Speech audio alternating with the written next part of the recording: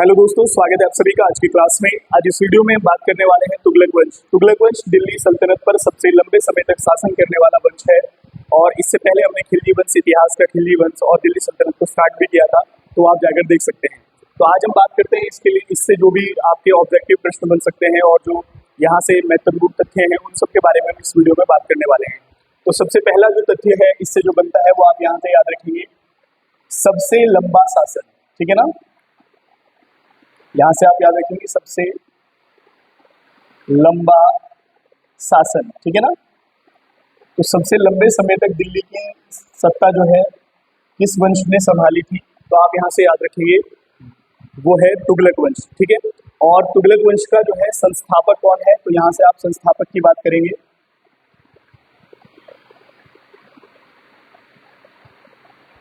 ठीक है, यानी कि इस वंश की स्थापना किसने की है, तो आप यहां से याद रखेंगे गाजी मलिक। क्या याद रखेंगे आप? गाजी मलिक। ठीक है, गाजी मलिक जो है गयासुद्दीन तुगलक के नाम से,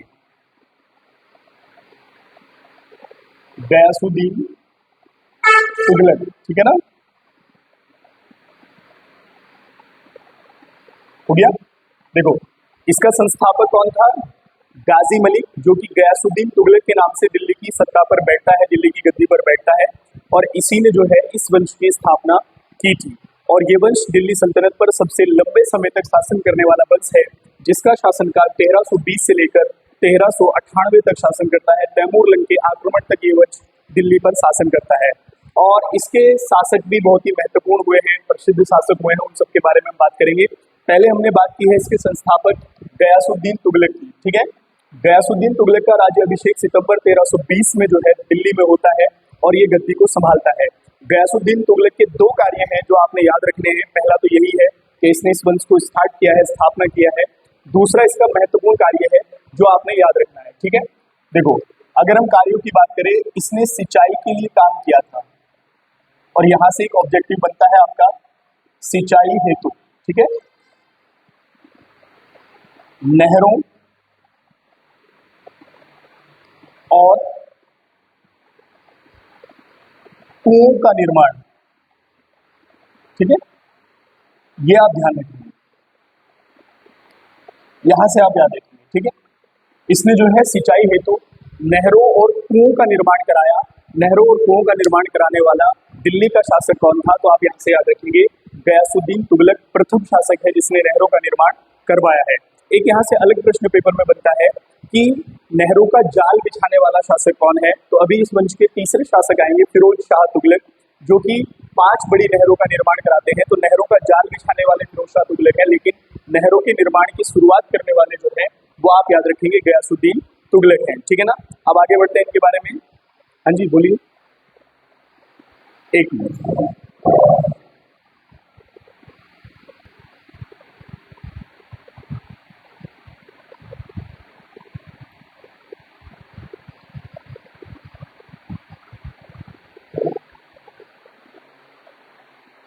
देखो, हमने बात की गयासुद्दीन तुगलक की स्थापना करते हैं, उसके बाद इसके द्वारा नहरों और जो है कुओं का निर्माण कराया गया, और नहरों कुओं का निर्माण कराने वाला ये पहला शासक है, इसके बारे में हमने बात की। ठीक है, अब देखो गयासुद्दीन तुगलक का अब दूसरा कार्य जो कि बहुत महत्वपूर्ण है वो आपने याद रखना है, और यही पेपर में आता है। ठीक है, इसने जो है दिल्ली में ही जो है पहाड़ियों पर, दिल्ली के नजदीक की पहाड़ियों पर एक नगर बसाया था। ठीक है, जिसका नाम है तुगलकाबाद। तुगलकाबाद नगर की स्थापना की। ठीक है ना, और ये तुगलकाबाद नगर बच्चों आप याद रखिए ये दिल्ली में ही था। कहां पर था? दिल्ली में था। ठीक है, तो दिल्ली में जो है तुगलकाबाद नगर की स्थापना किसके द्वारा की गई, तो गयासुद्दीन तुगलक के द्वारा की गई। अब इस तुगलकाबाद नगर से आप एक बात याद रखेंगे, ठीक है, कि ये जो है ये जो नगर था ये रोमन शैली में था। किसमें? रोमन शैली में। यहां से आप याद रखेंगे कि ये नगर जो है वो रोमन शैली में था। ठीक है, और दूसरी बात आप इस तुगलकाबाद नगर से रखेंगे कि इसने इस तुगलकाबाद नगर में जो है 56 कोट, ठीक है, 56 कोट दुर्ग का निर्माण कराया था। ये किला कह सकते हैं आप, इसने जो है इसका निर्माण इसी नगर में कराया था गयासुद्दीन तुगलक के द्वारा। तुगलकाबाद नगर बसाया, ठीक है। तुगलकाबाद नगर जो है रोमन शैली में था और इसमें ही जो है इसने 56 कोट दुर्ग का जो है निर्माण कराया, वो इसी तुगलकाबाद नगर के अंतर्गत था, ठीक है ना। तो ये आप यहाँ से ध्यान रखेंगे, ठीक है। तो ये कार्य हैं गयासुद्दीन तुगलक के तुगलक वंश की स्थापना करते हैं, सिंचाई हेतु नहरों का निर्माण करते हैं और नहरों का निर्माण कराने वाला पहला शासक गयासुद्दीन तुगलक, और जैसे कि मैंने कहा नहरों का जाल बिछाने वाले फिरोज शाह तुगलक हैं, ठीक है। आगे हम उनके बारे में बात करेंगे, FST, ठीक है। तो गाजी मलिक गयासुद्दीन तुगलक के नाम से दिल्ली की सत्ता पर बैठा। अब देखो ध्यान से बात को सुनना, इसकी मृत्यु के बारे में आप थोड़ा सा देख सकते हैं, ठीक है। मृत्यु की बात कर लेते हैं इसकी, क्योंकि मृत्यु ही इसकी इंटरेस्टिंग है थोड़ी सी, मृत्यु, ठीक है ना।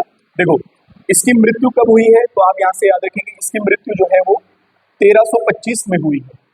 1325 में इसकी मृत्यु 1325 में हुई है, और यहां से आप याद रखेंगे लकड़ी के महल में दबने से, लकड़ी के महल में दबने से इसकी मृत्यु हो गई, ठीक है। अब देखो ध्यान से, यानी कि एक लकड़ी का महल था जो गिर गया और उसमें गिरने से, दबकर मरने से ये जो है गयासुद्दीन तुगलक जो है मर गए हैं, और ये बंगाल अभियान से लौट रहा था उस समय। और ये जो महल बनाया था लकड़ी का महल, ये जूना खां ने बनाया था, जिनकी अब हम आगे वीडियो में बात करेंगे, जो मोहम्मद बिन तुगलक के नाम से जो है दिल्ली की सत्ता पर बैठेंगे, ठीक है ना। ये आप यहाँ से ध्यान रखेंगे। तो जूना महल ने इसको एक गिफ्ट किया था, लकड़ी का महल, और जिसमें टूटकर गिरने से इसकी जो है क्या हो गई, मृत्यु हो गई, ठीक है। अब देखो ध्यान से, केवल इतना है इसके बारे में, संस्थापक हैं गाजी मलिक गयासुद्दीन तुगलक, और इसके द्वारा 2-3 कार्य हैं जो होते हैं, और इसकी मृत्यु किस प्रकार से हुई थी, किस शासक की मृत्यु लकड़ी के महल में दबकर मरने से हुई थी, तो यहाँ से आप याद रखेंगे वो हैं आपके गयासुद्दीन तुगलक, ठीक है। उसके बाद अब हम बात करेंगे इस वंश के राजा मोहम्मद बिन तुगलक की, ठीक है, और ये सबसे महत्वपूर्ण राजा है। पेपर में इससे बहुत सारे प्रश्न बनते हैं, ठीक है। एक ये राजा है जिससे प्रश्न बनते हैं, और एक इसके बाद फिरोज शाह तुगलक है जिनसे पेपर में प्रश्न जो है बनते हैं, ठीक है। देखो ध्यान से, अब जो मोहम्मद बिन तुगलक हैं ये कब गद्दी पर बैठते हैं, तो अभी मैंने आपसे कहा कि 1325 में मृत्यु हो जाती है गयासुद्दीन तुगलक की। 1325 से लेकर 1351 तक शासन करते हैं मोहम्मद बिन तुगलक, और ये सबसे योग्य शासक हैं, इनके बारे में ध्यान रखना, और सर्वश्रेष्ठ शासक भी हैं। तो पहले हम बेसिक जानकारी जो है मोहम्मद बिन तुगलक के बारे में देख लेते हैं जो पेपर में आती है, ठीक है। तो यहाँ से आप याद रखेंगे इसको 2 उपाधि दी गई थी, इसको जूना खां भी कहा गया। क्या बोला गया बच्चों, जूना खां, ठीक है, या इसको उलूग खां भी बोला गया, ठीक है, जो कि गुलाम वंश के शासक बलबन को भी बोला गया है, ठीक है।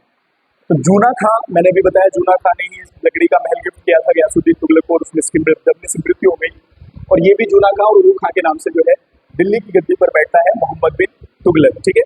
उसके बाद यहाँ से आप याद रखेंगे दूसरा पॉइंट इससे जो महत्वपूर्ण है वो ये है कि आप याद रखेंगे यहाँ सर्वाधिक मतलब जितने दिल्ली सल्तनत के अब तक शासक हुए हैं उनमें सर्वाधिक शिक्षित था, ठीक है। ये पढ़ा लिखा सबसे ज्यादा था, शिक्षित था, उसके बाद योग्य था, इसमें योग्यता बहुत सारी थी, ठीक है, और जो है विद्वान भी था, टैलेंटेड बहुत था ये विद्वान, ठीक है। तो ये जो है दिल्ली के शासकों में सर्वाधिक शिक्षित, सर्वाधिक योग्य और सर्वाधिक विद्वान शासक के रूप में उभर कर सामने आए हैं। नाम है मोहम्मद बिन तुगलक, ठीक है। उसके बाद यहां से आप याद रखेंगे इसके बारे में एक और पॉइंट है जो आपने याद रखना है कि इसकी जो है सनक भरी योजनाएं, यानी कि ये अपने शासनकाल में कुछ सनक भरी योजनाओं में काम करता था, जिन योजनाओं के कारण वहां की जनता इसको क्या कहती थी, तो यहां से आप ध्यान रखेंगे इसे, ये भी पेपर में आता है इसे, ठीक है, स्वप्नशील, ये आप याद रखेंगे इसे क्या, स्वप्नशील। उसके बाद पागल, पागल भी कहा गया इसको, ठीक है। उसके बाद इसको जो है कहा गया रक्त पिपासु, क्या बोला गया, रक्त पिपासु, ठीक है। देखो इसको क्या, इसको स्वप्नशील यानी कि सपनों को सजोने वाला या उनके अकॉर्डिंग काम करने वाला स्वप्नशील कहा गया, और इसको पागल कहा गया, और इसको रक्त पिपासु कहा गया। ये सब इसकी सनक भरी योजनाओं के कारण इसको ये उपाधि दी गई थी प्रजा के द्वारा, प्रजा इसको ऐसा बोलती थी, ठीक है। उसके बाद दूसरी बात यहां से याद रखेंगे, अगर अगला पॉइंट बात करें तो एक है एडवर्ड थॉमस, ठीक है। ये बेसिक प्रश्न मैं बात कर रहा हूं, पेपर में आ जाते हैं। एडवर्ड थॉमस की बात करें, इसने इसको प्रिंस ऑफ मनियर्स कहा, ठीक है। किसको बोला गया ये, तो आप याद रखेंगे ये मोहम्मद बिन तुगलक को कहा गया। किसके द्वारा, एडवर्ड थॉमस के द्वारा इसे प्रिंस ऑफ मनियर्स की संज्ञा दी गई थी। और इसको पागल भी कहा गया, रक्त पिपासु भी कहा गया और स्वप्नशील भी कहा गया, ठीक है। अगली बात महत्वपूर्ण है मोहम्मद बिन तुगलक के लिए, ठीक है। हम बात करते हैं इसकी अगली बात, तो वो है राजधानी से, राजधानी, ठीक है। देखो अब अगर हम बात करें तो राजधानी तो दिल्ली है, शासकों की दिल्ली सल्तनत चल रही है, लेकिन इसने अपनी राजधानी जो है वो बनाया था दिल्ली से देवगिरी, ठीक है। क्या राजधानी बनाई इसने अपनी, देवगिरी। और इस देवगिरी का नाम इसने रखा दौलताबाद, ठीक है। क्या याद रखेंगे आप, दौलताबाद, ठीक है। तो दौलताबाद जो है देवगिरी को इसने अपनी राजधानी बनाया, दिल्ली से देवगिरी राजधानी लेकर गया ये, और उसका नाम रखा दौलताबाद। अब दिल्ली से देवगिरी राजधानी ले जाने का कारण था कि वहां की प्रजा, दिल्ली की प्रजा इसको अपमानजनक पत्र लिखती थी, जिस कारण से इसने जो है राजधानी परिवर्तन करने का सोचा, लेकिन ये योजना इसकी विफल रही। इसके समय के कई कार्य विफल रहे हैं, जैसे मुद्रा का प्रचलन किया इसने, आगे अब बात करेंगे उसके बारे में, वो भी योजना इसकी विफल थी। इसने जो है जो फर्जी सिक्के थे, जो बेकार के सिक्के थे, मतलब जो जाली सिक्के थे, उनको पकड़ने के लिए मुद्रा को चलाने का प्रयास किया, लेकिन सफल नहीं हो पाया। और ऐसे ही जो है इसकी एक योजना जो राजधानी बदलने की थी, इसने देवगिरी को राजधानी बनाया, जिसका नाम क्या रखा, दौलताबाद रखा, लेकिन ये योजना भी इसकी विफल नहीं हुई, वो सफल नहीं हुई। फिर वापस ये राजधानी दिल्ली लेकर आ जाता है, ठीक है। तो आप यहाँ से ये ध्यान रखेंगे, ठीक है। उसके बाद इसका एक विभाग है जो आपने याद रखना है और पेपर में आता है। इसने एक विभाग बनाया था अमीर ए कोही, ये विभाग बनाया था इसने, ठीक है। देखो पेपर में कई विभाग पेपर में पूछे जाते हैं, तो अगर हम बात करें इसका अमीर ए कोही विभाग जो है वो कैसा विभाग था, तो आप यहां से याद रखेंगे ये एक कृषि विभाग था। कैसा विभाग था, कृषि विभाग था, ठीक है। किसानों के लिए इसने जो है अमीर ए कोही विभाग को बनाया था, ठीक है। उसके बाद इसका एक महत्वपूर्ण पॉइंट है जो आपने याद रखना है, अगर हम इसकी बात करें धर्म की, ठीक है। अब धर्म की बात करें तो ये इस्लाम धर्म को फॉलो करता था, लेकिन अगर अन्य की बात करें, अन्य धर्मों के लिए, तो इसके 3 काम आप यहां से बहुत महत्वपूर्ण याद रखेंगे, ठीक है। सबसे पहले हिंदू धर्म की अगर बात करें तो इसने जो है होली के त्योहार में भाग लिया, ठीक है ना, होली के त्योहार में भाग लिया, ठीक है। होली के त्योहार में भाग लेने वाला दिल्ली का सुल्तान, तो आप यहां से याद रखेंगे मोहम्मद बिन तुगलक है, ठीक है। उसके बाद दूसरी बात अगर हम बात करें, इसने सती प्रथा को रोकने का प्रयास किया, सती प्रथा को रोकने का प्रयास, ठीक है ना। यानी कि इसके समय की घटना है कि किसी महिला को ढोल नगाड़ों के साथ उसके पति के साथ जो है जलाया जा रहा था, जिसका इसने जो है संज्ञान लिया, और फिर इसने जो है ये घोषणा जारी की कि अगर कोई ऐसा प्रकरण हमारे सामने देखने को मिलता है तो पहले उसमें राजा की परमिशन लेना होगा, और ये परमिशन देता नहीं था। यानी कि सती प्रथा को रोकने का प्रयास दिल्ली सल्तनत के सुल्तान मोहम्मद बिन तुगलक के द्वारा किया गया। तो यहाँ से आप ये भी ध्यान रखेंगे, ठीक है। ये 2 काम धर्म हिंदू से लेकर है, यानी कि होली त्योहार में भाग लेने वाला है, सती प्रथा को जो है रोकने का प्रयास किया है।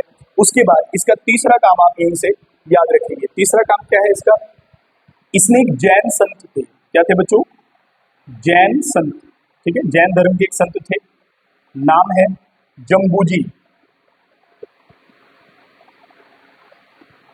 ठीक है ना। इसको भूमि दान दी थी इसने, क्या दी बच्चों, भूमि दान की, ठीक है। इसने जो है जैन संत जम्मू जी को क्या की, भूमि दान की। तो ये जो है हिंदू धर्म या अन्य धर्मों को लेकर, अपना तो इस्लाम धर्म को फॉलो करता था, लेकिन ये काम भी इसके समय के हमें देखने को मिलते हैं। ठीक है, उसके बाद सबसे महत्वपूर्ण बात मैंने आपसे कहा कि हम बात करते हैं इसकी मुद्रा को लेकर। किसको लेकर? मुद्रा को। ठीक है, तो देखो मुद्रा के रूप में अगर अब बात की जाए तो यहां से आप याद रखेंगे कि इसने जो है सांकेतिक मुद्रा का प्रचलन किया था। कैसी? सांकेतिक। इसके बारे में मैंने आपको पहले भी कहा, बताया था, सांकेतिक मुद्रा का प्रचलन। ठीक है ना? और इसमें जो है इन मुद्राओं में दो धातुओं के सिक्के चलाए थे। एक आप यहां से याद रखेंगे, तांबा और कांसा। ठीक है, यहां पर देखो मैं आपको चांदी नहीं बता रहा हूं, ये जो इसने सांकेतिक मुद्रा चलाई जिसमें तांबे और कांसे के सिक्के थे, इनका जो मूल्य होता था वो चांदी के टंका के बराबर होता था, जिसको इल्तुतमिश के द्वारा अपने शासनकाल में चलाया गया था। ठीक है ना, मैंने आपसे बताया था चांदी का टंका और तांबे का जीतल सिक्के इल्तुतमिश ने चलाए थे। तो इसने तांबे और कांसे के चलाए जिनका मूल्य चांदी के टंका के बराबर होता था। दूसरा प्रश्न जो पेपर में इसकी मुद्रा से बनता है वो ये है कि इसने जो है सिक्कों पर, यानी कि जो अपनी सिक्के इसने चलाई थी, मुद्रा चलाई थी, सिक्कों पर, यहां से बहुत ध्यान से याद रखेंगे, इसने अब्बासी खलीफा का नाम लिखवाया। इसका अब्बासी खलीफा का नाम। ठीक है, और ये अब्बासी खलीफा कहाँ के थे? तो आप यहां से याद रखेंगे ये मिस्र के थे। कहाँ के थे? मिस्र के। तो इसने अपनी मुद्रा पर मिस्र के अब्बासी खलीफा का नाम गुदवाया और जो है सांकेतिक मुद्रा तांबे और जो है किसकी चलाई?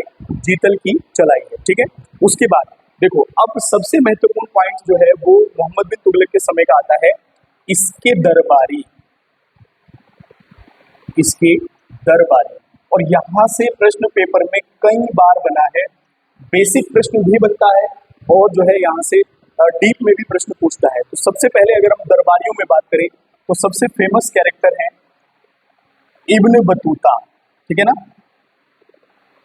देखो ध्यान से, इतनी बार आपने ये पेपर रेलवे में, सेंट्रल गवर्नमेंट के जितने भी एग्जाम है या स्टेट गवर्नमेंट के एग्जाम है, उन सब में प्रश्न पेपर में देखा होगा कि इब्न बतूता किसके शासनकाल में भारत आया था और कहां से आया था और इसने यहाँ पर क्या काम किया। तो तीनों बातें आपकी बड़ी महत्वपूर्ण हैं और मैं आपको बता रहा हूँ। ठीक है, देखो सबसे पहले अगर हम बात करें, इब्न बतूता मोहम्मद बिन तुगलक के समय में भारत आया। ठीक है, कब आया था? तो यहां से आप याद रखेंगे ये जो है 1333।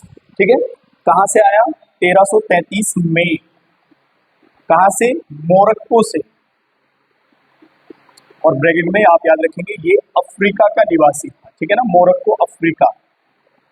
तो वहां से जो है ये भारत आया 1333 ईस्वी में, मोहम्मद बिन तुगलक के शासनकाल में भारत में एंटर हुआ है। ठीक है, उसके बाद यहां से दूसरी बात, अब यहां से बात करें, दूसरा काम इब्न बतूता से है कि इसे ठीक है मोहम्मद बिन तुगलक ने,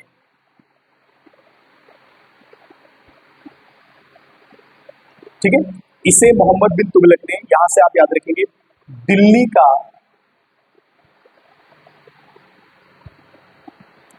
का काजी नियुक्त किया। ठीक है, इसे मोहम्मद बिन तुगलक ने दिल्ली का काजी नियुक्त किया। किसको? तो आप यहां से याद रखेंगे इब्न बतूता को दिल्ली का काजी नियुक्त किया गया है। किसके द्वारा? तो यहां से आप याद रखेंगे मोहम्मद बिन तुगलक के द्वारा। ठीक है, उसके बाद दूसरी बात यहां से आप याद रखेंगे कि इसको मोहम्मद बिन तुगलक ने 1342 में, 1342 में, ठीक है ना, राजदूत बनाकर चीन भेजा। इसको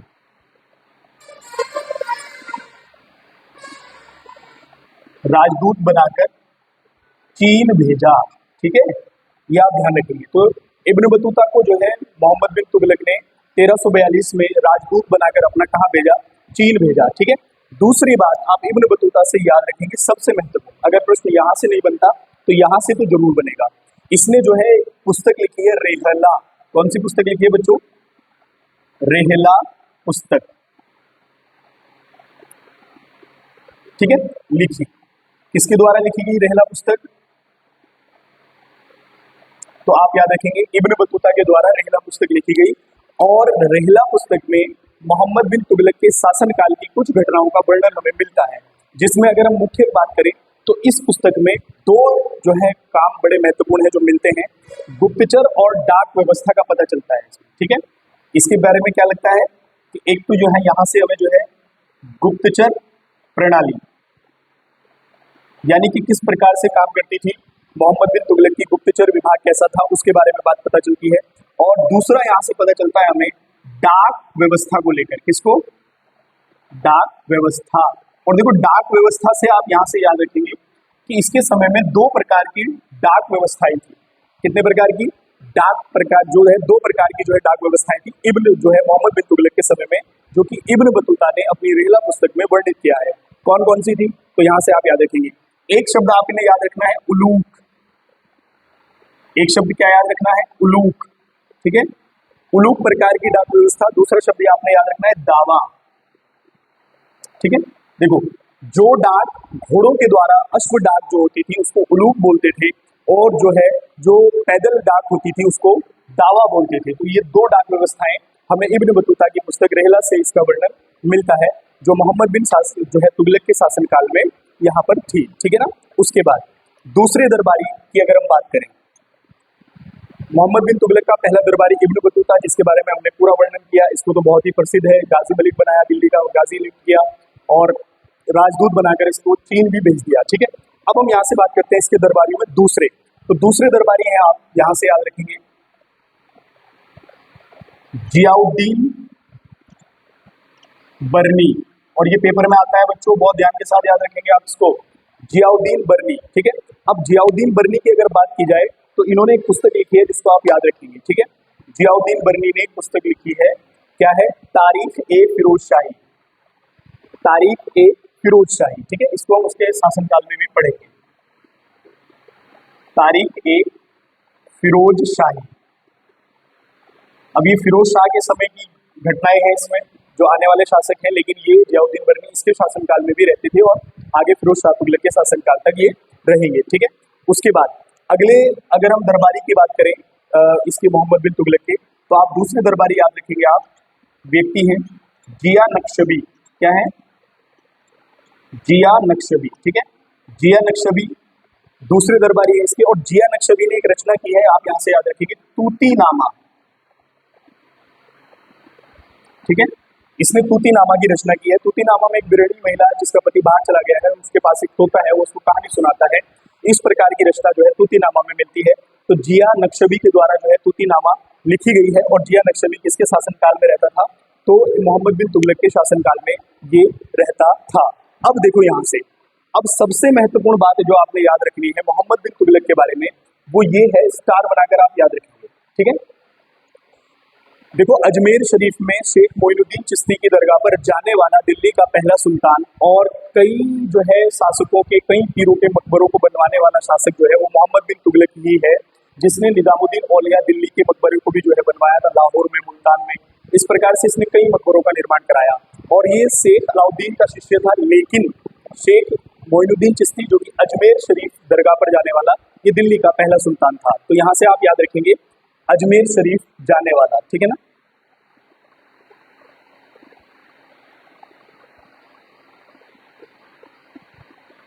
अजमेर शरीफ जाने वाला, ठीक है, प्रथम सुल्तान। और वहां पर आप ये ध्यान रखेंगे किसकी दरगाह है, शेख मोइनुद्दीन जो है चिश्ती की दरगाह है, उसकी दरगाह पर ये जाने वाला पहला दिल्ली का सुल्तान है। और दूसरा, इसने कई सारे मकबरों का निर्माण कराया, खुद ही अलाउद्दीन शेख अलाउद्दीन का जो है शिष्य भी रहा है। अब थोड़ा सा बेसिक जानकारी जो आपने केवल याद रखनी है वो ये है कि मोहम्मद बिन तुगलक जो है, इसके लिए खुरासान से फल डाक के द्वारा और जो है पानी भी डाक के द्वारा मंगवाया जाता है। कई स्रोतों के अनुसार ये भी पता चलता है कि इसके पीने के लिए गंगा जल का प्रयोग भी करता था, जो कि हमें मुगल काल में अकबर के समय में ये बात पता चलती है, ठीक है। तो यहाँ से आप याद रखेंगे कि इसके लिए फल वगैरह जो है कहाँ से मंगाए जाते थे, डाक के द्वारा जो है फल वगैरह मंगाए जाते थे। शेख निजामुद्दीन औलिया की जो है दरगाह पर ये जो है गया था, ठीक है। और इसने जो है अमीर एक कोई एक कृषि विभाग भी जो है बनवाया था, ये तो आपको याद ही है। उसके बाद अगर हम बात करें तो एडवर्ड थॉमस ने प्रिंस ऑफ मिनियर्स की जो है संज्ञा दी है इसको। साथ साथ आप इसको याद रखेंगे, जब मैं बताता हूँ तो साथ में जो है इसको याद रखा करें, ठीक है। उसके बाद दो बातें आपने याद रखनी है और जो फेमस है, इसके समय में दो राज्यों का गठन हुआ था। ठीक है, दो राज्य गठित हुए थे, स्वतंत्र राज्य बने थे अपने आप में, विजयनगर, ठीक है, विजयनगर और बहमनी साम्राज्य, इनके बारे में हम अलग से पढ़ेंगे। ठीक है, तो आप यहां से याद रखेंगे विजयनगर साम्राज्य और बहमनी साम्राज्य, यानी कि विजयनगर साम्राज्य की स्थापना 1336 जो कि इसी के शासनकाल में होती है, और बहमनी साम्राज्य 1347 जो कि इसी